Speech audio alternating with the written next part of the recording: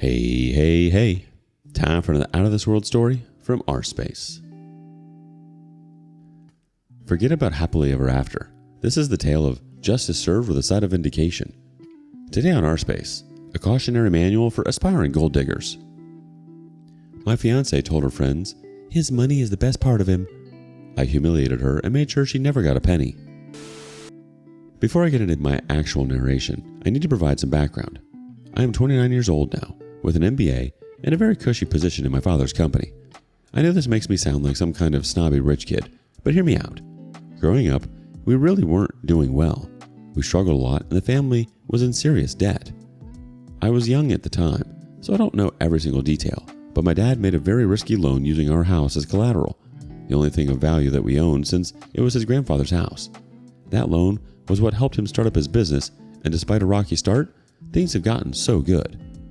It wasn't fun when it was happening, but looking back, I'm very grateful that I wasn't born with a silver spoon in my mouth, because I personally think it made me more down to earth, and it also helped me appreciate the value of hard work. It was part of what inspired me to go out and get an MBA because I wanted to add value to what my father had built. So, as much as the son in his father's company makes me sound like an untalented brat benefiting from nepotism, I'll admit I am to some degree, but I know I'm there on merit at the same time. I've worked hard and I've put in my own effort to help the company grow. Because of this, my family is now pretty well off, and so am I on a personal level. Because of this, I've become very financially sensible since I know we never always have had this money, so it's a big blessing. I've been very cautious when it comes to relationships because I personally feel that you have to make a lot of effort to find people who aren't shallow. And with my money, I think it's just a little bit tougher to know who is there for you and not your bank account. In my mid-20s, when things had really gone into full throttle, I dated a lot. I mean, a lot of them didn't go past the first date. I'd probably say that I only went on a third date a handful of times. I could probably count the number on one hand. Anyway, it was about 2.5 years ago that I met someone, and honestly, she was gorgeous. I saw her smile and I had to go and say hi to her. I found out that her name was Brianna, not her real name for obvious reasons, and that she was a nurse. I think that made me find her even more attractive because it's a profession that I really respect. I asked her for her number right there, and that was how things between us started. I've always been very cautious in relationships when I start one. It's with the aim of going the distance. I always try to see whether I can see my wife in someone before I even take things seriously. I think that's why I always try to make sure that my money is at most a quarter of the reason someone is with me. It'd be stupid for me to assume it doesn't make me more of a catch to women, but I don't want to find myself in a relationship with anyone who considers that to be the primary reason they're with me. I honestly didn't see any gold digger behavior with Brianna. She was smart, amazing to talk with, funny, and she just brought everything that I wanted to the table. So, 2 years and some months after we met, I popped the question to her, and she said yes. As we speak, Brianna is my fiancée, and it made me extremely happy when she agreed to spend the rest of her life with me. Now, I'm getting to the point of this whole thing, but before I get there was one major event that sort of soured me, and I think it's worth mentioning here. Obviously, she got to know more about the full extent of my family's finances when we got closer and closer. She knew my family wasn't poor, and we were doing well. So, a few months after the proposal, I brought up the idea of a prenup to her. Honestly, it seemed like a very reasonable discussion to have, but she apparently didn't think so. She flipped out at me. According to her, me suggesting a prenup to her was bad in two ways. The first was that it seemed to me that I didn't believe that our relationship was going to go the distance. Obviously, that's not the case, but even if I do 110% in the marriage, if she wakes up one day and decides she's done, I can't do anything about that. The second reason was that it meant that I didn't trust her not to try and rob me blind in the event that things didn't work out how we wanted. That's the summary of it, but we ended up going back and forth for a full hour, going to sleep mad at each other, and after spending the entire night deliberating about it, I let her know that it wasn't going to be necessary. Yes, I know that was very stupid, but I love her immensely, so I chose to let it slide because I didn't want the prenup to be the reason why we fell apart.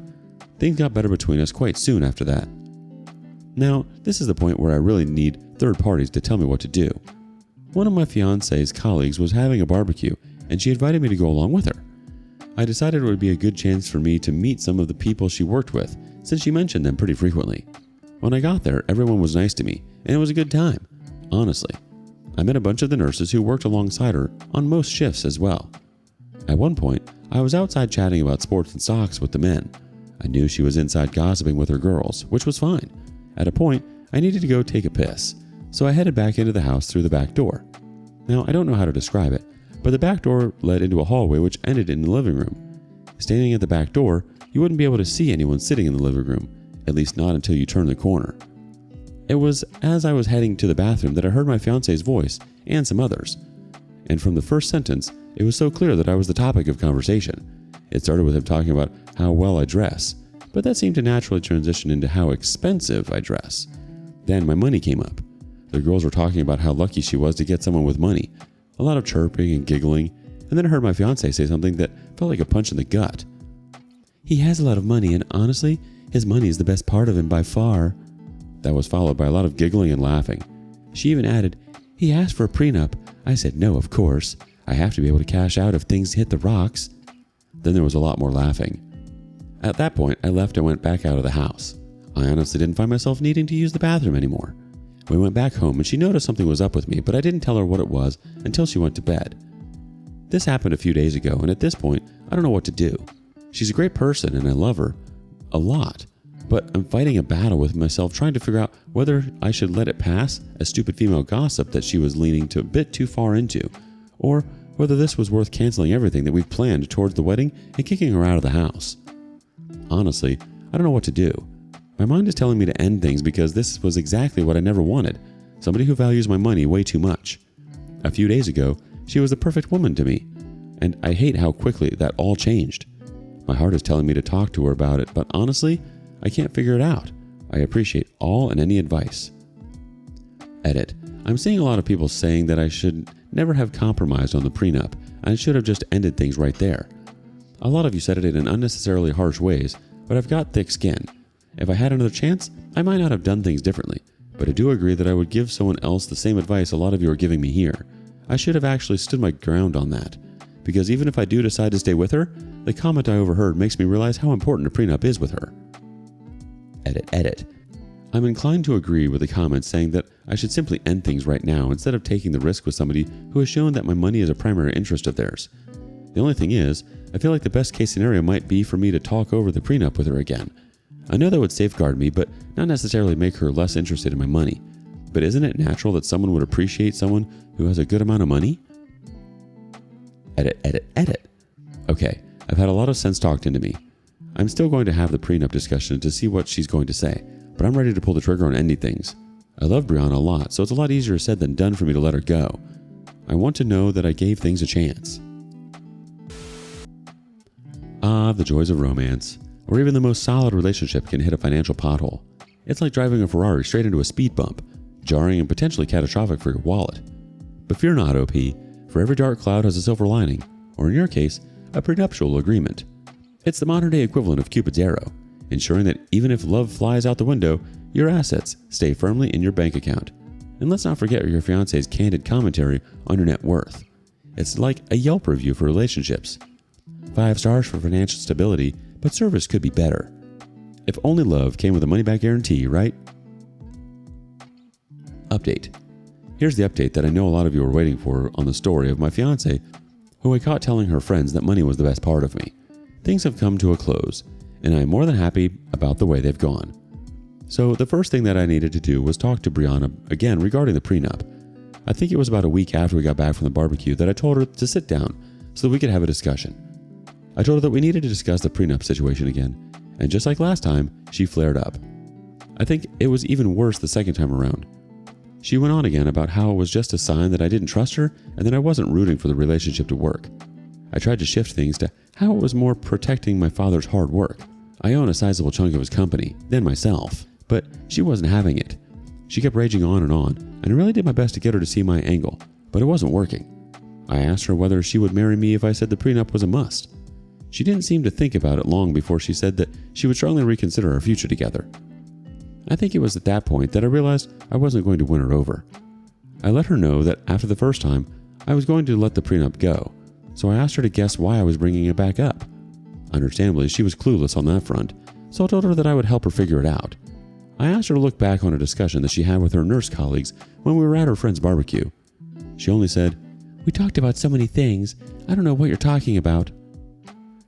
You don't remember laughing and giggling with your friends as you said that my money was the best part of me? You don't remember telling them how you couldn't do a prenup with me because you won't win the jackpot in case we divorce? At that point, it was clear that she remembered what I was talking about because she started to tremble and act extremely anxious. I was waiting for her to confirm or deny what I had said, but she didn't say anything. I prompted her to speak, but she was just looking at me while her hands were absolutely shaking. I don't know why, but that made me laugh, and I think me laughing made her turn on the waterworks. She started to cry and sob, all without saying anything to me about what I had said. At that point, it was starting to piss me off that she had nothing to say, and I wanted a reaction from her. So I let her know that the wedding wasn't going to happen anymore. At that point, she fell to the ground and I started hearing her mumbling words like, "Please," over and over between all her tears and sniffles. I stood up, went to our room, locked the door, and went to bed. The next morning, she was waiting for me, and she looked like she hadn't slept all night. As soon as she saw me, she came to me and was being extra touchy, but I shrugged her off. She started to try to explain the context of what I had overheard. She claimed that she was just trying to fit into the whole gossip girl type vibe, and she didn't mean the things that I had heard her say. She blamed her friends and her colleagues for being bad influences. She claimed that my money was never a part of the reason why she fell in love with me. I believe that was likely true initially, but I feel like she started to love the money more at a point. She said that she'd sign the prenup and it wouldn't be a problem for her. She said all of that, but I honestly didn't have anything to say to her. I took her hand in mine, looked her in the eye tenderly, and then slowly took the engagement ring off of her finger. I paid way too much for that to end up in the hands of someone like her. That struck a nerve. She started to cry, but it quickly devolved into cursing me out. She said I was ugly. She said I had no charm. She said my penis was small. She called me gay. She said she had slept with a guy she met at a bar because she felt like it. Really, don't know whether I believe that part or not, but it honestly doesn't matter at this point. She said my money was the only good thing about me, and she wished she had been able to milk me more. She basically pulled out every insult that she could think of, and at that point, I started to laugh. That was when she began to throw things at me. As much as I wanted to be all stoic and indifferent, she started to toss some pretty dangerous things. So I retreated to the room and locked myself in. I think it was about 2 full hours later when things quieted down and I finally came out. She was gone, but she had trashed the entire place. I was furious, and in that moment, I was sure I had made the right move. I took pictures of everything that I could, and I retrieved some footage from one of the indoor cameras that I had. After that, I left the house to go sleep in a hotel because honestly, it was absolute chaos and I didn't even know where to start with the distraction. This is where I decided to start having fun. I went to her Facebook page and her Instagram page and I looked for the post on each platform where she announced her engagement. Then I drafted a message. I hate to inform you that the wedding is off and I am no longer engaged to Brianna. She admitted to just being with me for my money, and when I confronted her about this, she lost her mind and destroyed my house. If you have any questions, ask her, which I posted as a reply to every single comment. She hates looking bad in front of people, so this part made me feel very satisfied. I then made my own post showing off the destruction that she had caused, as well as some short clips of her trashing the house when she was having her temper tantrum. I tagged her family, friends, and even the hospital where she works. This last one was for fun, and it would be nice to have a little gossip start about her among the colleagues. Her parents tried to call me several times, but I didn't bother picking up. Honestly, it sucks that I have to cut ties with them, because they were lovely people, but it is what it is. She called me tens of times after I had done all of this, and the one time I picked, it was a mix of her crying and threatening to come and kill me for ruining her life. I really don't think anything I did was permanent, so she was just being dramatic. She shouted about how I humiliated her with the short clips that I had posted, and people now call her Brianna of Tarth behind her back because she was acting aggressively in the video. I found that part hilarious. She kept crying about how everyone now looked at her differently. I won't lie that I had a little iota of concern that she would do something crazy because the tantrum she had thrown at home wasn't quite the Brianna I knew. In the end, nothing happened, at least not yet. I called the event planner and told her to cancel everything related to the wedding. That part was heartbreaking to me, I'll admit, but I had to do it. Once that was done, I knew that she and I were done too. The best part for me is the fact that I'm taking her to court to compensate me for destroying my property. I asked her to pay up nicely, but she only called me some unsavory names, so I don't mind putting her through a little more stress just for the fun of it. She's going to have to pay for a lawyer, miss days off work, and hopefully, in the end, having to compensate me for everything that she destroyed. And trust me, it was a lot. As for now, this is still pending, but I have a recording of her being a bull in a china shop, and I've spoken to my lawyer, so there really isn't anything to worry about. She won't be slipping out of this one. There's still a little bit of hurt in my heart considering that something that I really had my hopes on isn't going to work. But I'm glad I found out the way she saw me sooner than later. I prefer the pain now instead of a lot more pain much later. Anywho, a big thank you to all of you for helping me out, especially with my previous post. I'll be reading all of your comments here, so let me know what you think of how I got back at her. Brief update. Oh, and here's just a little update of anyone who might be reading this post at this point. I was awarded almost $10,000 for all the things that she destroyed in my apartment, including hotel fees because I wasn't able to sleep there, and professional cleaning fees because the entire place was a mess. The smile on my face was huge because there I was taking money from her after our split. I guess she should have been the one with the prenup. From the moment you decided to revisit the prenup conversation, it was clear you were ready to take the reins of this runway train. And when Brianna showed her true colors, well, let's just say you handled the situation with the finesse of a seasoned diplomat, or a cunning strategist, depending on how you look at it. Your decision to call off the wedding and air out the dirty laundry on social media was a bold move, my friend, but one that seemed to bring you a sense of closure and, dare I say, a hefty reimbursement for the chaos left in Brianna's wake. And let's not forget your impeccable sense of timing, dropping the bombshell about the canceled wedding while she's dealing with the fallout of her impromptu demolition derby. That's what I call a master stroke. But perhaps the most satisfying part of this whole ordeal, the sweet taste of justice served piping hot in the form of nearly a $10,000 settlement.